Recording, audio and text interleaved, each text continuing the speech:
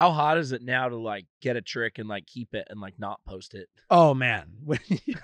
Man, You gotta sit on it. You're like, oh shit. Yeah, when you get a good clip and you just want to release it. I mean, man, and because you see, I mean, there's this.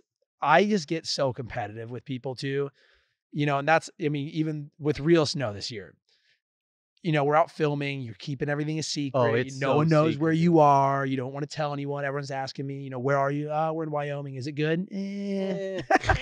Snowpack's pretty You bad. answer 4 days later. Yeah. Oh, like I ghosted a couple people. They ghost. This kid Torrin Wallace, the skier. Yeah, he was like, "How's Jackson?" I didn't write him back, and I was basically saying like it's good. Yeah, and he's a skier. What?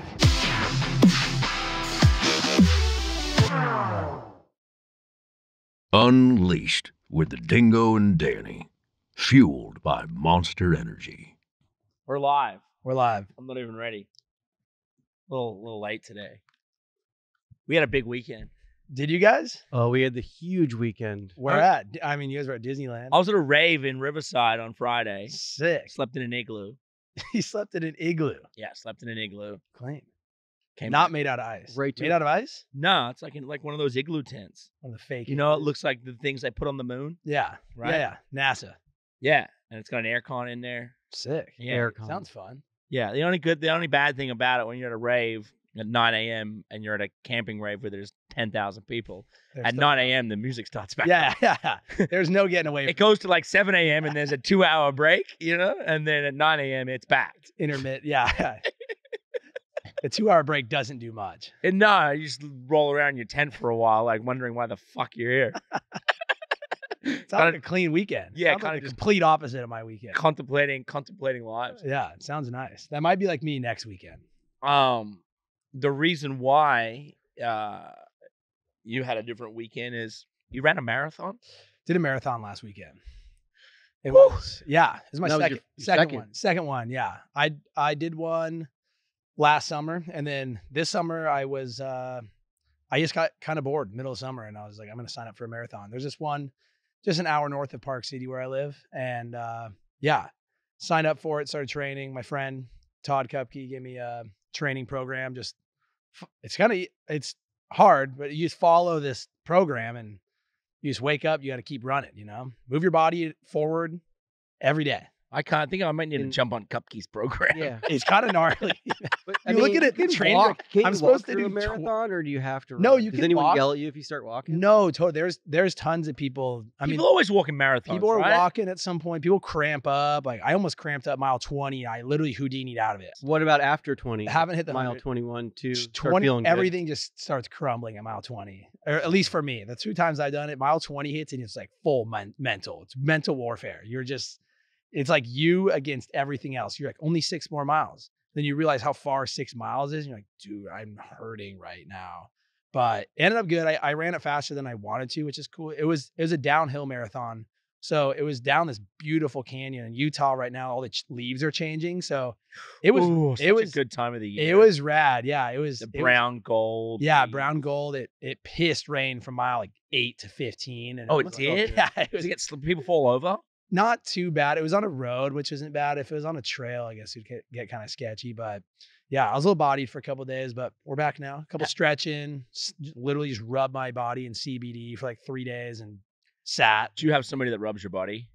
I didn't this time. No, kind of whack. I feel like you're kind of a guy that would have somebody. Is there a special CBD cream you use? I use the stuff Just Live. It's roll on cream. That's it. Is that your own cream? Kind of is my own cream. Is it? Yeah. Like you own it? Yeah. Yeah. You can plug it. A little bit. Yeah. That's cool. Yeah. I feel like everybody owns a little bit of something CBD. Yeah. It's if you're not, you're not at the time. Are you in? Or? Nah, I've been. See, now you're late to the party. I'm late to the party. Yeah. You know what I mean? And I just feel like I don't. I stayed away from the CBD. I had a couple people, but I'm just like me pushing CBD. I'd take some CBD from you. Trust me, it works. Okay. I get. Trust me, it works. It works. Danny gave me some cream recently. Yeah, I got a hookup from DCP. He does the CBD. Oh yeah, nice. Yeah, and it's a nice fiery blend. Yeah, for sure. I like the fiery blends. It's like the hot to cold. The hot to cold. At least it makes it feel like Mm-hmm. your body's just. I mean, something's happening. But the reason why I figured that, I was at a party this summer, and Najee Houston in the middle of the party had his PT or his rub person come in the middle of this party, lays out like a Face Clan party, and lays out a bench and full massage table, just getting rubbed down in the middle of a party. Clean. Hey, noted.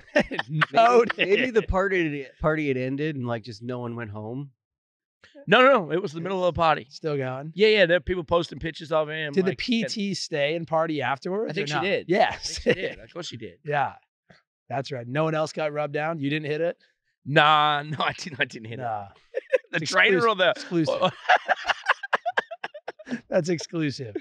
Oh man, I've been pretty excited to sit down with you, Sage Kotsenburg. I haven't even introed him. Sage Kotsenburg, who doesn't know, sleeping under a rock. He's won the first Olympics gold medal for slopestyle in 2014. Yep, correct. Wow. Yeah, wow. A couple Olympians over here. Olympian, yeah. Two-time Olympian. I watched him in Salt Lake. How old were you? I was 8 years old. Dang, you were there. Yeah, I was there. My whole family went. I was there. Yeah. You were there? Yeah. I didn't see you. Yeah. No, I was we were on the side. Right. We were on the side of the deck. Sick.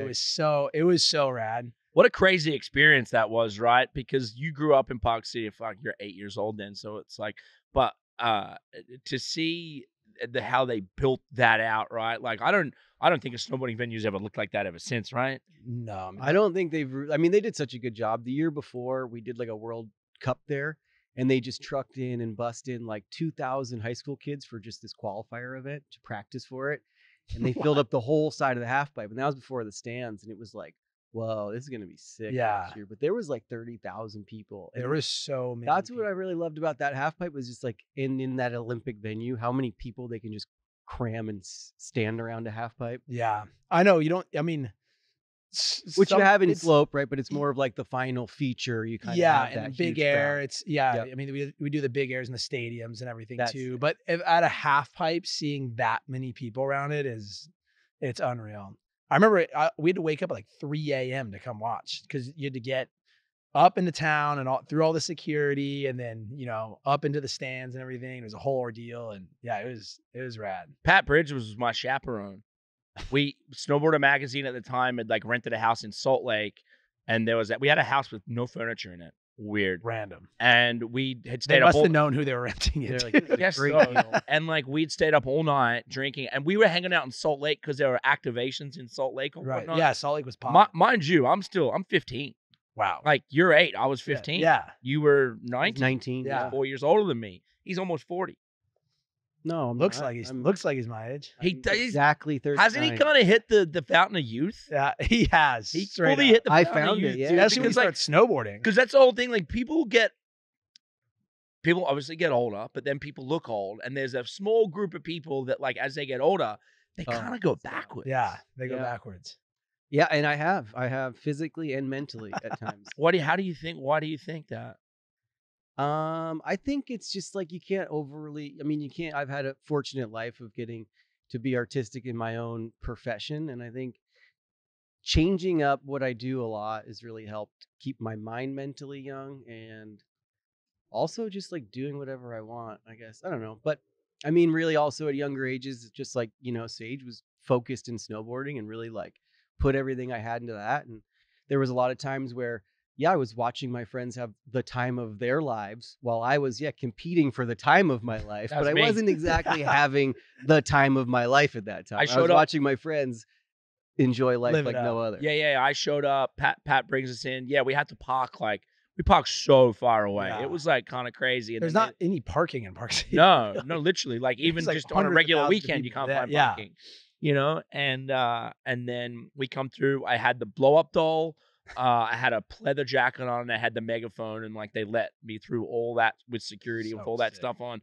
We're at the bottom of the pot. Bridges, Shift, Casillo, our whole crew. Like Regis made our whole crew. Sketchy degenerates. The whole crew in there hadn't slept. Rage and blow up dolls, signs, like the whole kit and caboodle, and it was fuck, that was like a pretty crazy moment, you know, and everything that he went through that then we got to go through. And like, I'll never forget when we got to see Danny for the first time after we got to meet him in a house that was like surrounded by military, you know, and Jeffy Anderson's there like, fuck this. He's got Danny's board that he just got second place in the Olympics with.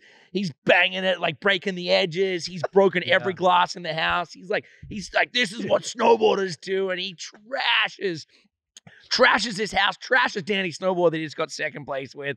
At that time, Ross Powers got beat up by his best friend. What? Yeah, it was pretty nuts. I mean, Jeffy's out in the driveway beating this edge out of the snowboard, and the guard comes in. He's like, "What do you want me to do?" And I'm like, "Nothing. That's actually not even the board I rode. The other one's right over there. That's just my backup." And he's like, "Okay." I'm like, "He'll just beat it out of himself. He'll be okay." Yeah, he's fine. Just let him keep fine. doing it. And these guys raged so hard that night that they ended up pulling him off Good Morning America. Wow. Yeah, well, we had like a 6 a.m. call time, but by the Snowboarding changed. By the 12 time we got to our friends after, like, you know, this media frenzy, like a lot of people don't tell you this, but like the moment you're done with your run and if you do well, it's like chaos. You're just from one stop to the other. So by the time we saw and like finally saw our friends, I think it was like maybe 12 or 1 at night. Yeah. And then obviously we had a good few hours, and we were I think we put Ross in the shower. We were giving him coffee. And then finally they're like, "You guys cannot go on Good Morning America." That's unreal.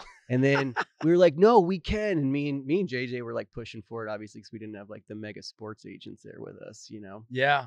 And then it was really funny because it was like, "This is going to be the hugest news in the world, you guys." And then the next day, the news came out and they're like, the scandal of the figure skating. And we literally, our story got like swept under this rug almost. Because they're like, "Figure skating's rigged." We were like, "Wait, what?" We swept it. But we made it. We made it just like 24 hours later. Yeah. I still have a signed autographed jacket with Ross, JJ, Kelly, Danny. Dang. Yeah, I have all it the at my Olympians. parents' house. That's Yeah, crazy. it's old Quicksilver jacket that I got signed by everyone. So how much from that to your experience in Sochi? Because dude, I have the Instagram post, and I told your dad you were my wild card to win the Olympics. I remember it. Yeah, I called it that you would win the Olympics, and you fucking won the Olympics. We did it. In a way that was like super snowboarding, you know?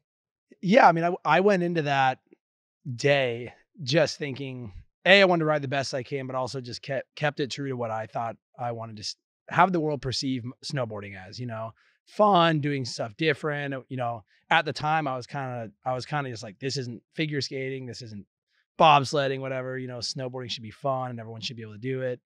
And so I just kept that vibe going the whole time, and ended up winning, and ended up on Good Morning America the next day. You made it. I made it. Yeah. Well, that's because you didn't have Ross. See, I didn't.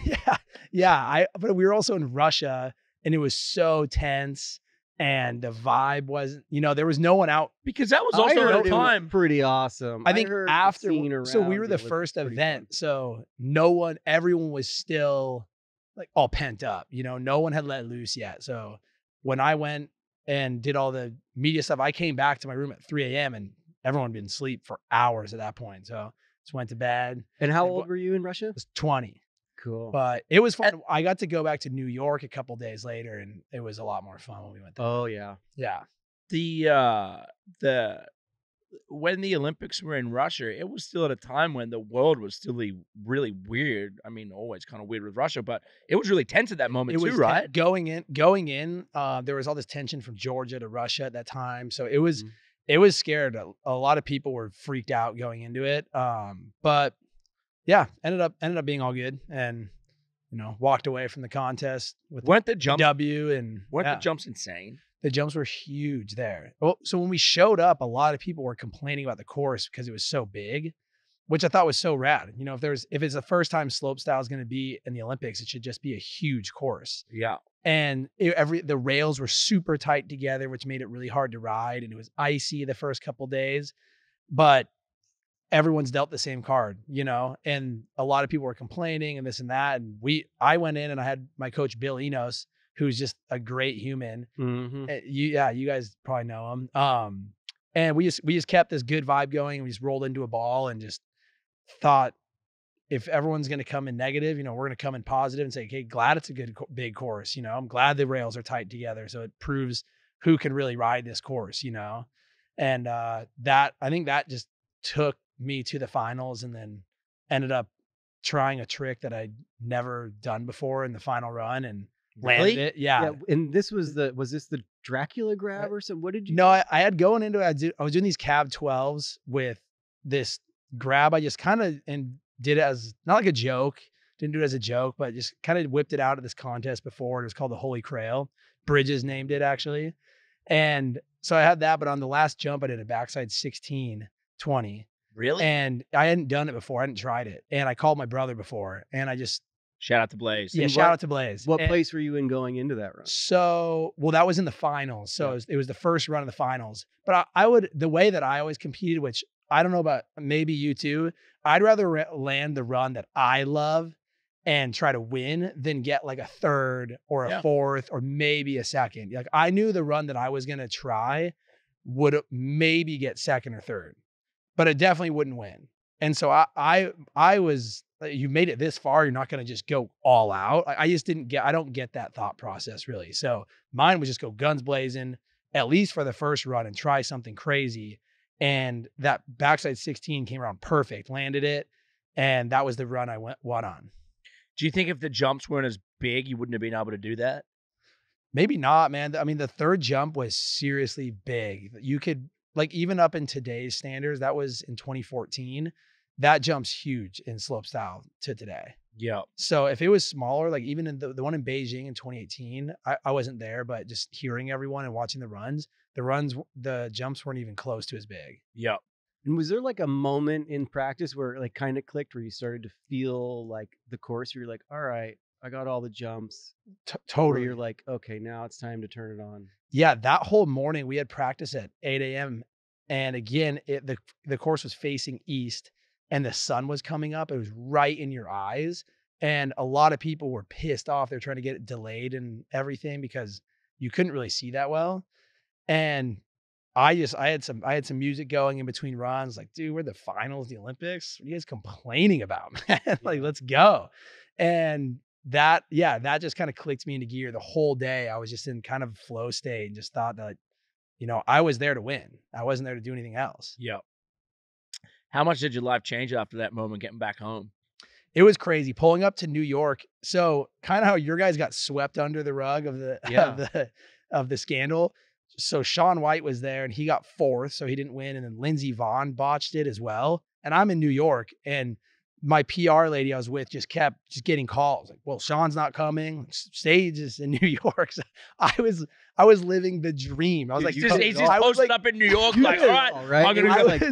I mean, how many late night shows did you do? I did all of them. It was so I get getting called back. Like, you want to come back? Like, Vaughn's not coming in. Shaun's not coming in. I'm like, I'll keep going. I was like, New York, LA, New York, just cruising. It was awesome. That's also too what I noticed is watching the Summer Olympics this year is that I feel like if you're in those first sports to go to, the hype and everything, by the end, people are like, like really, we don't really like, who really kind of cares? Yeah. And like, it's 2 weeks, it's a long time of being, all these different sports too, just, shoved down your throat. So the first couple people that win is all the hype's there. And then if the key people botch it, then you're laughing. Yeah. You ended up on a Wheaties box. I still have a Wheaties box of yours at my house. Sick. Yeah. Yeah. Yeah. The Wheaties box was crazy when they came to Park City to unveil it. And so all my friends are there. I got like Zach Hale, friend Sam Taxwood, Griffin Siebert. Everyone's there because it's crazy, Wheaties box.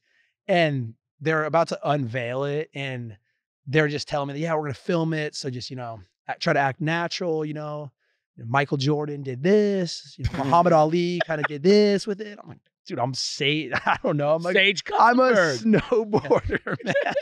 Did you know who I was 3 months ago? Yeah, do you guys even know what I was a couple weeks ago? But it was really cool. It was really special. And my parents still have the 8-foot thing, like just kind of like laying in their living room. It's like dusty. It's like, oh, really? It's on this like side kind of, not like forgotten, but it's kind of just, it's like a memorabilia piece there.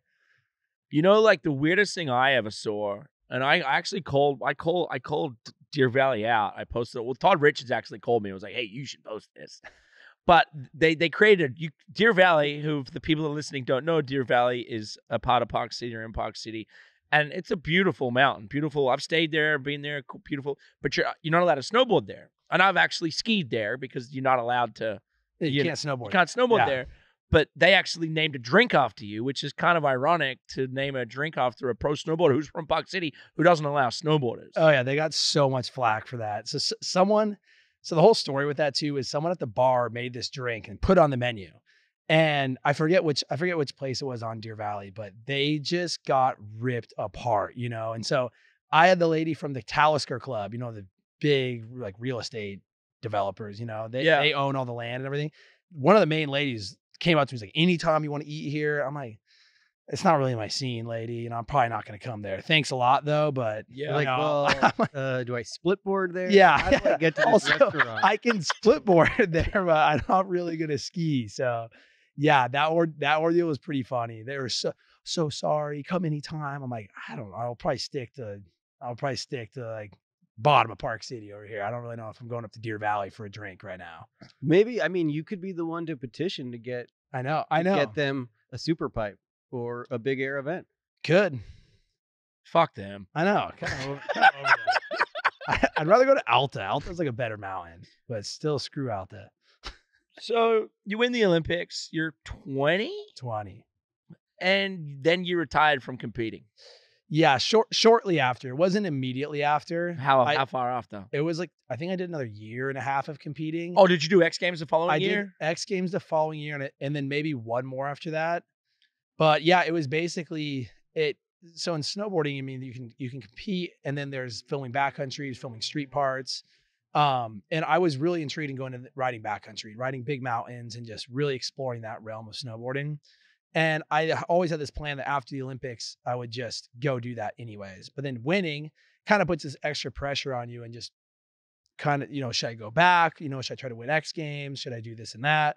So I kept it going. And man, I had never snowboarded worse at contests in my life the year after the Olympics. Really? Wasn't making finals, falling on tricks that I've been doing since I was 16, like in practice, and just was not an emotional wreck, but just so beat down mentally. Just kind of, I was like, what happened? Like where's that riding capability that I had last year? And it took me a long time to realize that really, when your heart's not in something, you're not going to succeed in it. It's almost impossible. And that's when I really had to either not fall back in love with competing, but, buckle down and say, okay, I really actually want to do this and try to go back again, or see what this other realm of snowboarding could offer me, ride big mountains and go in the backcountry and try to push that, which I've always loved. And I met up with all my sponsors in person and I told them my plan, and I fully thought I was just going to get dropped by everyone. Why don't you go back for another Olympic? Just try, and everyone was super supportive. Monster's been there the whole time for me. When I told everyone here that I was going to go ride backcountry, it was basically, yeah, if you can go do what you've done in slopestyle in the backcountry, like we have no problem with that, but just, you need to be at some level. And where I was in slopestyle was just not where I wanted to be. I felt like I was just going backwards. Also too, like I kind of noticed around that time as well, and maybe not so slopestyle, but like big air just didn't seem fun for anyone. It didn't look like anyone was having fun. It was at this time. There was definitely this, and big air is still so crazy to this day. It gets more and more niche every year of who can do it. But yeah, it was getting to this point where these tricks are getting so out of hand, and you had to be 24/7 training for it. And for me, when I was trying to go on, I was going from street trips in Japan to X Games.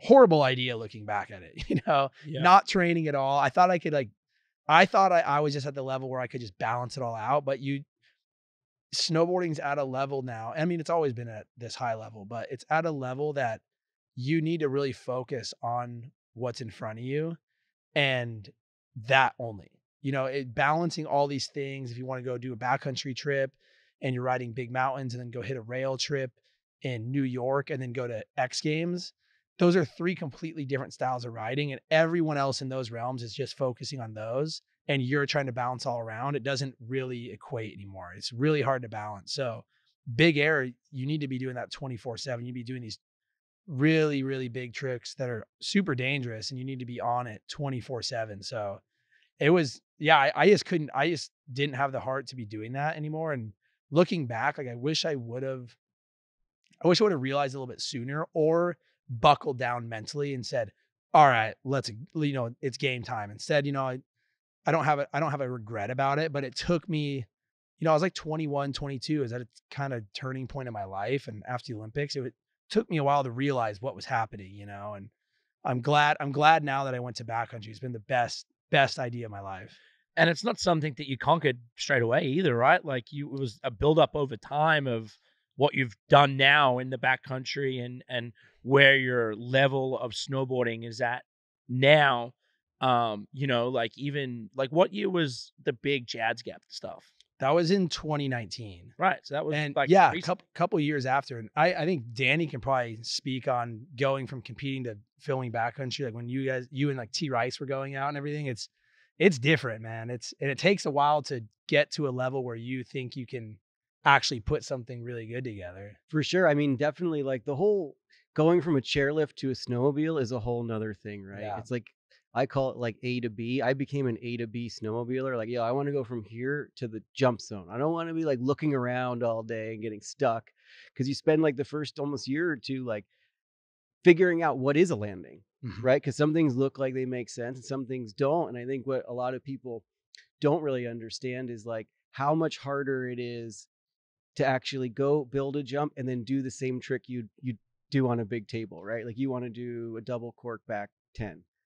Okay, well, that sounds easy to some degree and people see it like landed in a park. But then like when you actually take it to the backcountry, you're dealing with so many more variables about actually guessing your own speed, and as we've seen on Chad's Gap and stuff, some people have overshot this jump by almost like 100 feet. You know what I mean? Yeah. Or come up short, basically. We all know what apart. Knuckle Jeez. Chad. That's one of my favorite videos to watch. Yeah. Not watch. But not watch or watch Tanner's? It's just insane the way he hits that thing and immediately he's like, both of my legs are broken. And you're like, so gnarly. When he described it to you, he goes, "It's dynamite going off in my ski boots." You're like, no, dude. Yeah. Oh. So that's like pretty insane. I was like wondering, like, what is there like any tricks you have just been dreaming about landing in the backcountry, or is there anything you've actually learned in the backcountry that didn't start in a park?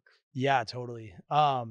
It is such a different feel in the backcountry. And yeah, you're right. Judging your own speed, building your own jumps, or taking off of something naturally, whether it's a cliff or, a snowdrift or something. You don't have this hard snow underneath you. So you go for something and you completely botch it. So yeah, it definitely took a couple of years for me to get to a level where I thought, I could go into a season and be like, all right, we can do some stuff this year and actually know where we're going, and we can ride a snowmobile, or you can go splitboard or hike and know where you're going. But yeah, there was a trick that I wanted to do for a while that I did. I learned it in New Zealand in 2018. It was this back double 10 and you rewind it back to 9. So you basically, when you come out of the second cork, I had thought of it for a long time. I just such a nerd about tricks. And I thought of this trick where you could basically do a backside cork 5 and grab your nose of your board. And then you would let go going into the second cork. So your body would kind of readjust. And then you'd grab the tail end of your board going into the second cork so that it locked your shoulders at 900. And then when you come out of it, your body basically, your lower body is at 1080 and your upper body's stuck at 900. So you could whip it back around to 900. And I got it in the backcountry last year filming for a Real Snow.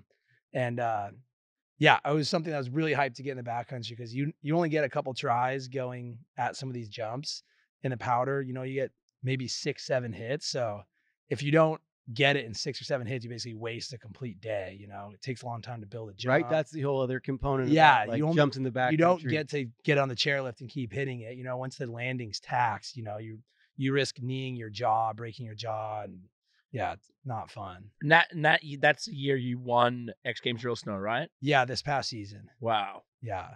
I have Yeah, I have a couple X Games medals, but I never had won gold. And so, yeah, when they hit me up to do real snow this year, and they gave us the ability to go film whatever we wanted to. And we had this whole idea of doing, have some rails in it, park stuff, powder, kind of every realm of snowboarding. And then it just wasn't snowing anywhere in the cities. And it was basically just dumping in Wyoming. So we booked it to Wyoming for a month and a half and just filmed this full backcountry real snow. And it was a grind, man, but it came out with a win. And that's what we went into it. I told my filmer Germ, who's been with me the last couple years of filming, and I was like, I'm not doing real snow unless we're going to come home winning. Like we're just not going to go into that with that mindset. Yep. Not that you would go into a real snow thinking like, hey, let's just get second or third, but we just went in undeniably that we are going to win. That's what Zach does. He goes in there, he's happy to be there. Well, Dingo goes into the club with the same setting you went into that real snow. Yeah. And he's like, we're going to win tonight. This. I got to win, dude. I like to kind of do that everywhere in life. You go into a club, we're going to win. We're going to win. Igloo rave, I'm going to win. Igloo, yeah, we're going to win. I win. I win. Man, natural selection this year, that wasn't was that your first year in natural selection? So that was the first year they kind of rebranded it, and they're doing this. They kind of did a tour last year, but we couldn't go to Canada. Right. So Canada had their own kind of event. Yeah. And then you had the one in Jackson and then the one in Alaska. Yeah. Which the only 4 people went to the Alaska one. I got 6th at the first one. So in Jackson, but I had done the original Supernatural up at Baldface the year that they started. I was 18. Were you at that one? No. T-Rice. I got invited to the first one, and then I was like doing some stupid trade show, so I couldn't go. And I think Travis has held it against me. Dude, you know what? Yeah. Same boat. But I did watch I got Supernatural last year, and I was like, dude, I could have got 5th in the one in Canada, I think. Yeah. Because there was only 4 people. He asked me to announce the first ever one, and I just didn't show. Yeah. But also in my... I never got asked for that gig again. T-Rice will hold it over. I think a lot of people like dream of riding with T-Rice, but I think there's something to say about like, what is that energy like? Because I've been there before, and I've gone and like built a jump with him for 3 days shoveling. Yeah. And then we finished the jump that you guys built. and he's like, all right, you're going first. And I'm like, well, what do you mean, dude? You've hit this like 10 times before, And he's like, no, you go first. And then he just like watched me hit the speed, come up short, and then he freaking greased it like the next run. And I was like, all right. No, the guy knows what he's doing. Talk about a backcountry vet. That guy knows exactly what he's doing every time he steps out. Have you spent much time out there with him? Yeah, I've spent a little bit now. Not as much probably as you back in the day, but yeah, you definitely see how this guy operates, and you're like writing notes. Pretty scary, right? Yeah, he definitely means business. Like every time he steps out. Because like I think he's obviously mellowed out a bit now, but when he was at his peak, it was borderline insanity and togetherness. Yeah. So it's like you guys out in Alaska or just backcountry, wherever it is, building the biggest, craziest shit, and it's borderline, but he knows he can pull it off. That's why he's doing it. Mm-hmm. But if anything's to go wrong, it's going to go severely wrong.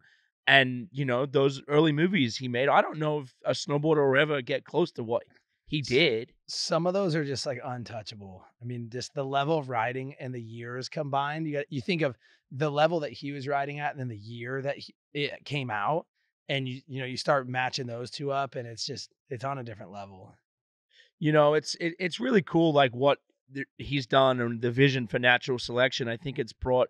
And we're also in a different time too. Like I really like the fact that we can watch those events live. Yeah. Whereas we weren't able to do that back in the day. Whereas as now with drone cameras and all these things, you can almost watch a backcountry event live, and you're there, and you feel like you're there, and it's in time, and it makes so much more sense. Almost like a surf competition back in the day, or a surf competition.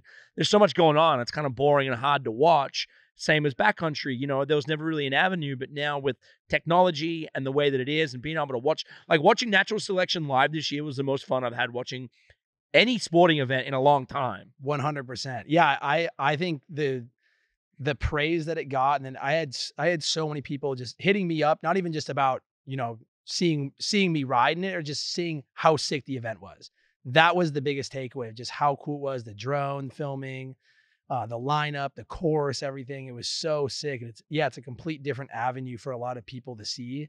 everyone has probably seen clips or like they've seen Travis in the Art of Flight or something. But yeah, a lot of people haven't actually seen a backcountry event because they're usually pretty poorly done. And they just did such a good job last year with it. And this year it'll be the full tour. It starts in Jackson Hole, then goes to up to Baldface to where they did the Supernatural years ago, and then up to Alaska. So it'll be a brawl. Are you allowed back in Canada yet? I think so. They're open. Yeah. Who knows now? They might not let us snowboarders back up there. They might not keep all the powder to themselves, you know? One thing with that competition was kind of crazy is finding your line. Like, how did you pick your line? Because I saw some people get lost. Like, they went up and they're like, they like pulled out a map. They're like jump 24 here.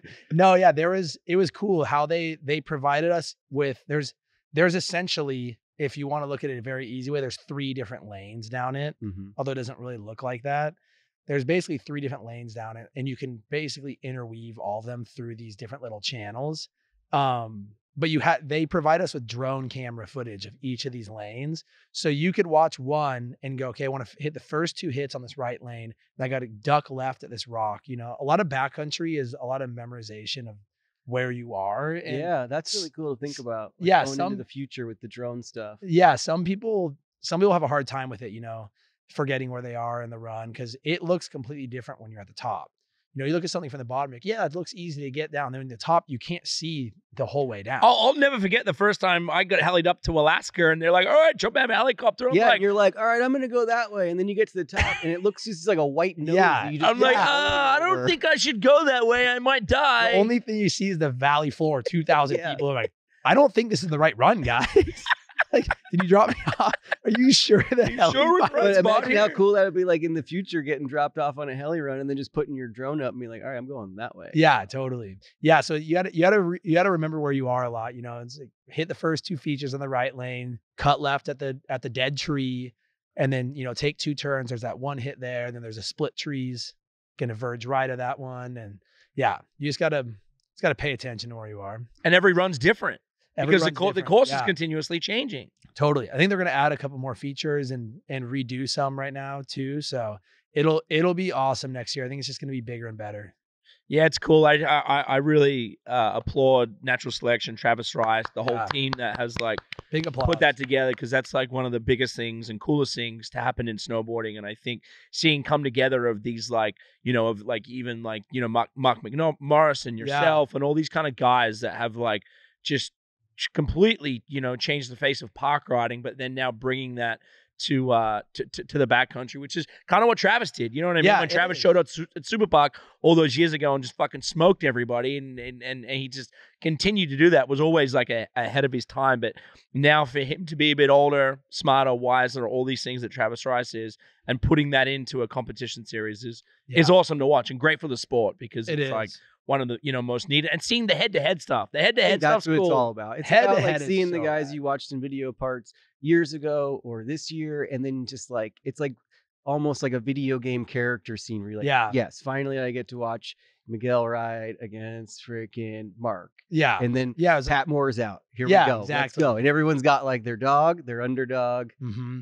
Yeah, you get a heat where it's an E-Jack versus Mick Morris, and you're like, okay, I would never thought these two are together. Yeah, exactly. It makes it really interesting. So yeah, they're doing a really good job. That'll be back this year. I think end of January the dates. So yeah, it'll be on. You guys better come out.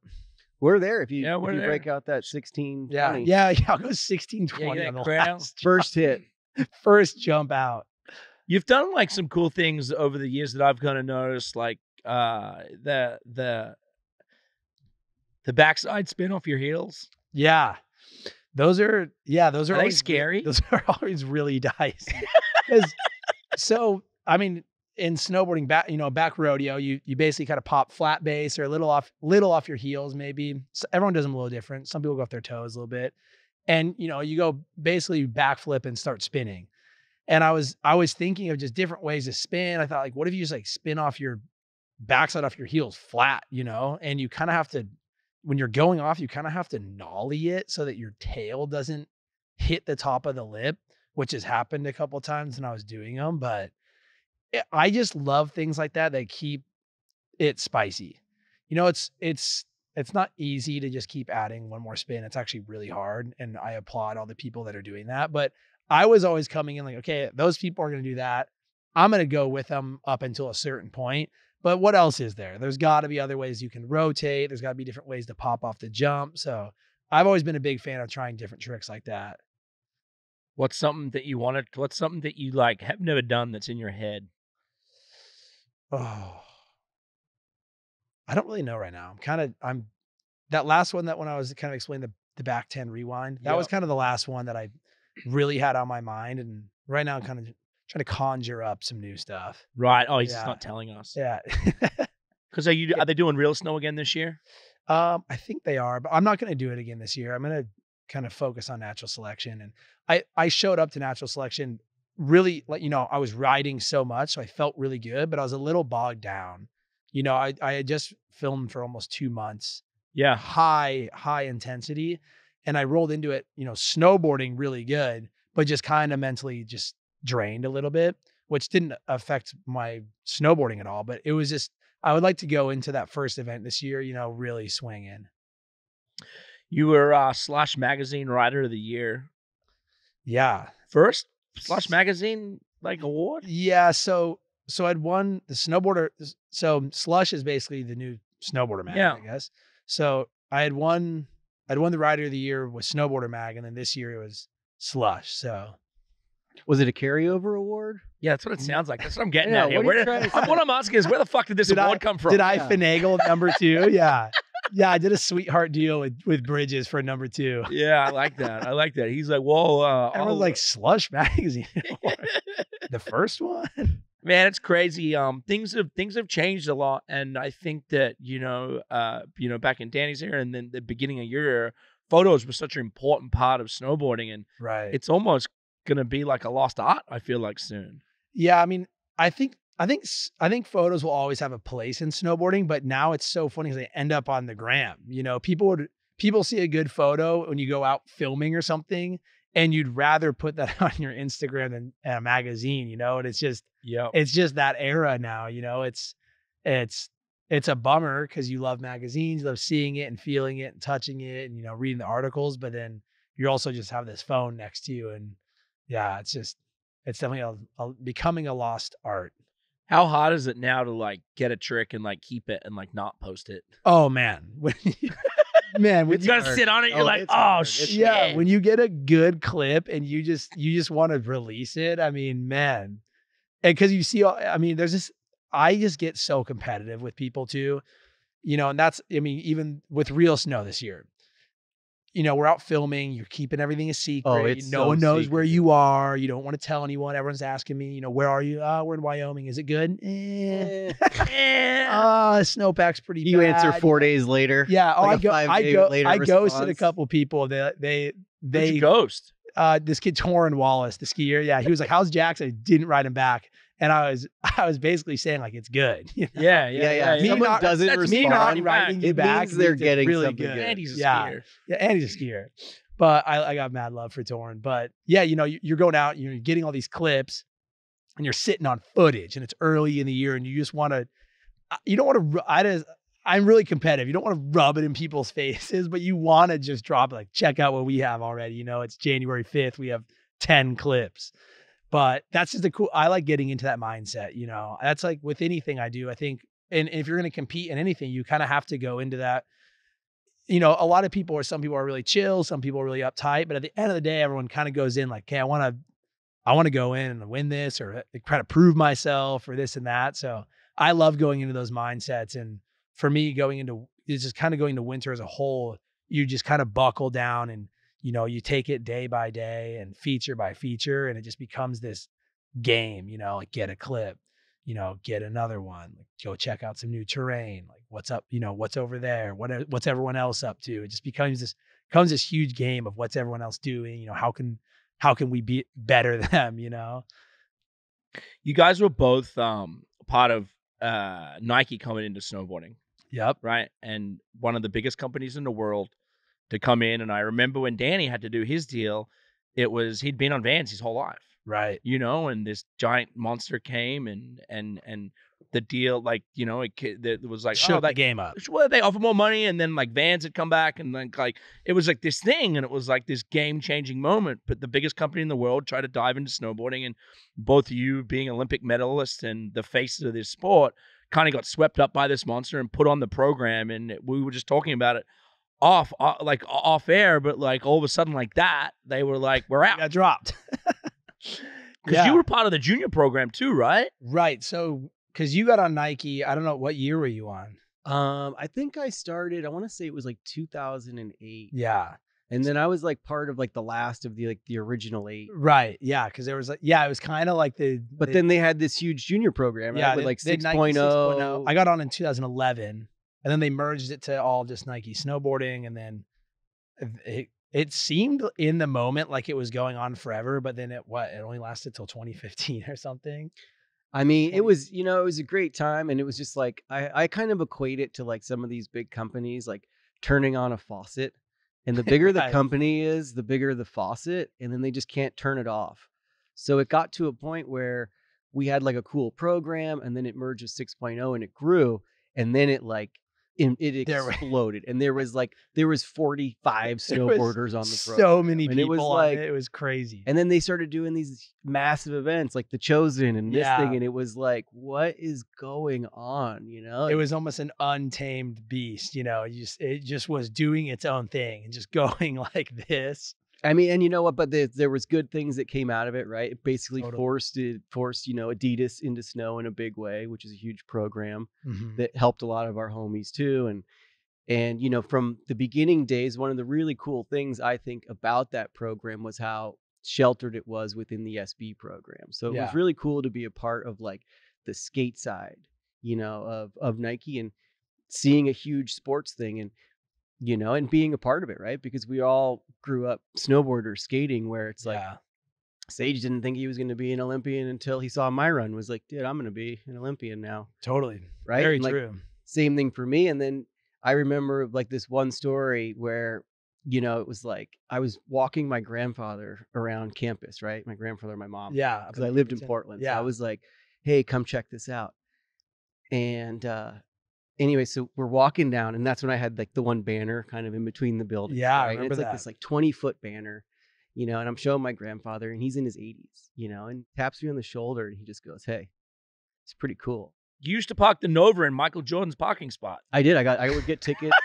I would get parking ticket violations. And then there'd be times where I'd be taking a photo of my car in Jordan's spot, and then like some employee would walk by and be like, can you believe it? I think Jordan's here today. They're like, in an orange Nova. Yeah. You're like, it's kind of crazy he's driving that, huh? Yeah. How hard was it for you? Because you're in like the middle of your career at that point, and like you were pretty face a Nike guy, and like how hard was it to like bounce back from that, or pick up the phone and the agent start calling and being like, he's a free agent, how do we go? Yeah, it was weird, because it definitely happened in the drop of a hat. It was just Nike's going, and then it was just over. And it was a year after the Olympics, so I was at a high, but also what I was kind of saying earlier, I was also at a low, my snowboarding in my eyes. And I kind of started sweating, and I was starting to think, who am I in snowboarding? Is anyone going to want to pick me up? Because I was this, contest guy, but I didn't want to do contests anymore. And so we kind of mutually approached each other with Oakley, and I basically told them from the start, I'm not going to go back to the Olympics. I'm not going to do this and that. I really want to go in the backcountry. I want to push it this way. And, when you kind of throw it out there, then you're like, okay, let's see what they say. And they were super down. They wanted me to really just be me and, snowboard how I wanted to, and also push it that way, because I think they believed in me that way and knew that if they gave me the tools to go do this, then I'm going to go shine. I'm going to go put my head down and work really hard and do it. And yeah, they believed me from the start, and still with them today, which has been awesome. And yeah, they're with me every step of the way now. So it was a little scary afterwards, but then fitting with someone like that right away, it pushed me too, because I wanted to, having a new sponsor, you want to stoke them out and you want to do good. So it kind of gave me this newfound pep and like a little pep in the step. Yeah. And made me want to go back to, you know, riding at the level that I was capable of. Man, they are. They're one of the best companies. I was on them since I was literally like 11 years of age when I first got put on. Danny had a bunch of the pro models on there. We did the grenade frog skins. Still to this day, Ryan Everett from the NFL department, they just hooked me up. So my foundation, Find Your Grind, is now partnered with the Chargers, and the Oakley is like the title eyewear sponsor and all the helmet stuff and all the visors. Like they still are today. You know, one of the coolest companies and still helping people out like us. You know? They back what you want to go do, which is awesome. And they back you, like, finding your grind and doing it and being yourself. And that's just, I mean, that's what more could you ask for? One thing that I wanted to ask both of you, because you're both two Olympian snowboarders from, you know, 10 years apart or whatnot. You got to meet George Bush. You got to meet Obama. Come on, guys, let's trade stories right now. Yeah, I mean, not many snowboarders can say that. Did you go to the White House? I went to the White House. I actually skipped it on the first time around, but I got to meet George. My second time. No, the first time. Yeah. But in Salt Lake. He came to Salt Lake, and we marched around from like high school auditorium to high school auditorium before we were going to opening ceremonies. No one had any idea what was going on. And then finally we get to this like third school. And then I see Cal Ripken Jr. like hanging out. And I'm like, something's about to go down. There's like a little stage set up. And then George popped out and was like, I'm really stoked on all the dudes and dudesses of the snowboard program. You guys are going to rock it. And it was like, whoa. And that's awesome. He was definitely personable, and he said dudesses, and I'd never heard that word before. Unreal. So I was like, that is the coolest thing ever, because I'm pretty sure chicks are dudes. I mean, I call my girlfriend dude sometimes, but it's a dude. And then I did go to the White House in 2006, and I brought a George Bush bobblehead. That's epic. And he signed it. And it was really cool. And he was like stoked. He was like, sick. That's me on a bobblehead. Like, whoa.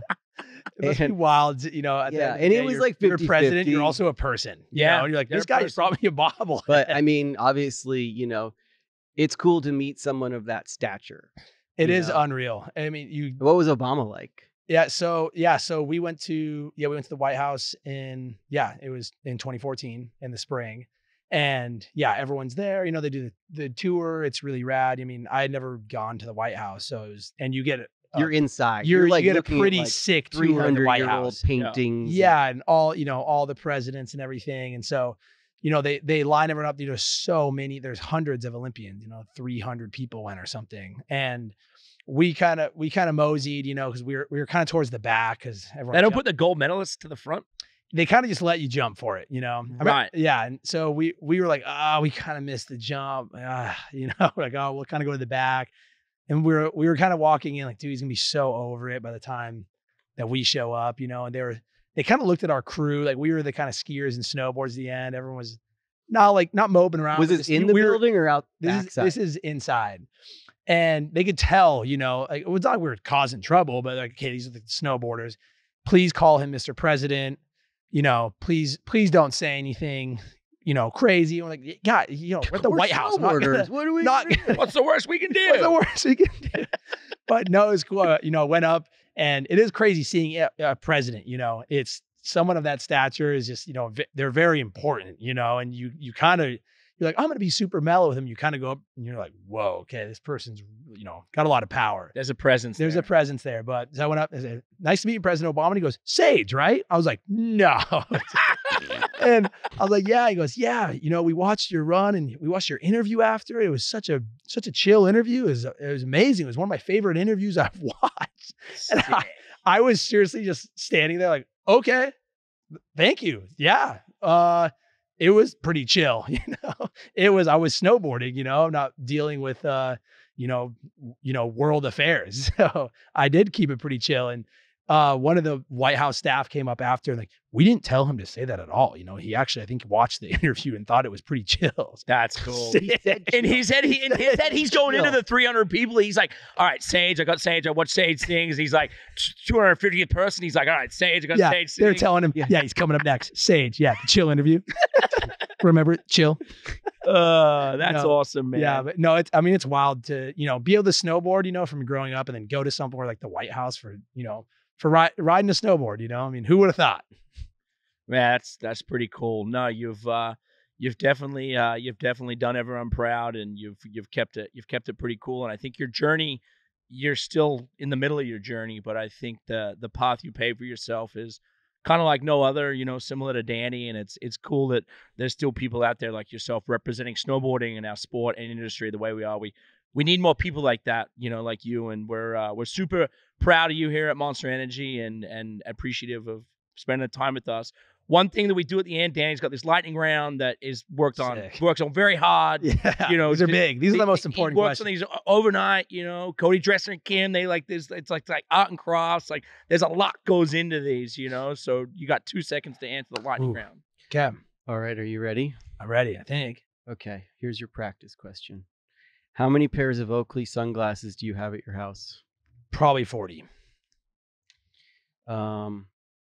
What's the best part about having siblings in also snowboarding? I'd say the banter. The banter is unreal with siblings. And let's give them a shout out. Yep. Let's give a shout out to Blaze, Jeremy, and Kira, my older brothers and sister. Hell yeah. I've met Blaze a few times. Blaze He's is the mad man. chill. Yeah, Blaze He's is mad chill. Dude. Yeah. With a name like Blaze, you gotta be chill. Biggest idol growing up in snowboarding besides me and Dingo? Okay. Well, Danny actually was probably one of the biggest influences. You know, I'd say Kazu and Travis Wright. Sick. Kazu's got such yeah. Most embarrassing thing you said on an interview after the Olympics? Oh, you know, I did this one just insanely embarrassing interview that was about this, like, it was on the Conan O'Brien show. Oh yeah. And it was just horrible. They had this whole theme of it. It was like a mortgage refi thing because of I was saying dude, and you know, I was being chill, dudeses. So they had me do this mortgage refi commercial, and I left the thing just thinking how roasted I'm gonna get from my friends right now. You can probably dig it up. It's pretty bad. Okay, we'll dig that up on Conan. Yeah. What's about your best crowd surfing experience? I have a good one actually. So I know I've heard about this one, and we need to get some footage of this. Yeah. So now. Yeah, we need to get some footage on this. You really surfed a crowd. I did go crowd surfing. Oh wow. There's this local bar in Salt Lake called the Green Pig, and we become friends with the owner. And you know, I'm looking at the Pacifico snowboard over here, and I'm like, hey, can I, surfboard. I'm like, we're going to a concert later. Is there any way we can just grab this surfboard and take it there? And she's like, you tip out $200, you can have the surfboard. I was like, done. Yeah. This is worth it. So we unscrew it from the wall, and then we actually surfed down the roof of the bar, which is really cool. And then we brought it to this rave we were at. And we literally crowd surfed. And we had everyone in the crowd in on it. And we have some pretty good footage. You surfed an entire literally surfed in Salt Lake. Because you're a big music guy. Yeah, big music guy. What are you up to this weekend? We're going to the Governor's Ball Festival in New York with June Shine. I've been there before. Governor's Ball is huge. Yeah, it seems crazy. So we're going with the June Shine crew. Me and Hale. Should be really mellow. What are you gonna wear? I don't know. I don't really know. Me and Zach are going shopping on Friday. Okay, cool. All right. Last question here. What is the best snowboard video you've been in? Like your favorite video? Never Not. Nike Never Not. Never Not. Yeah. Go watch that. That was a good movie. That was good. Haldor's part in that. Haldor was come on. crazy. He's like building over here. The neck brace backflip. Let's like, come on. You guys got to get him in here. Yeah. He's on the get list. He's on the get list. Yeah. On the get list. That one won't be mellow. Is he still rocking the mustache? He's still got mustache. He's still got hair. Like we need to get him in here and then bring in a freaking bucket of lobsters. 100. Yeah, you gotta go lobsters. You guys should go mustache. Like bring him in and you guys have. I'll go full mustache. Yeah, I can throw that out. Yeah, I like that. Yeah. I can do that. He'd be into it. Sweet, Sage. Thank you, man. Thank you guys. That was awesome. Wow. Always get good into hanging your with brain and lifestyle. There it is.